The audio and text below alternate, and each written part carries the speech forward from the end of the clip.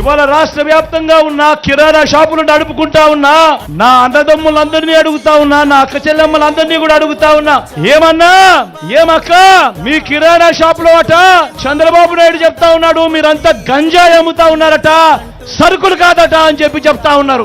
చంద్రబాబు నాయుడు గారికి గట్టిగా సమాధానం చెప్పండి ఓటు అనే మీ అస్త్రంతో అని చెప్పి ఈ సందర్భంగా మీ అందరినీ కూడా కోరుతా ఉన్నా.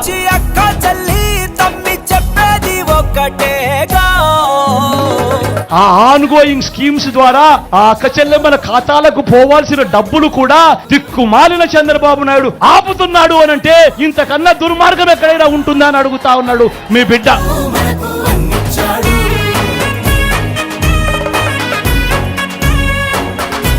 పేదలకు మంచి చేసే మీ జగన్ ఒక్కడు ఉండకుండా చేసేందుకు ఇన్ని కుట్రలు చేస్తా ఉన్నారు, గమనించమని అడుగుతా ఉన్నా.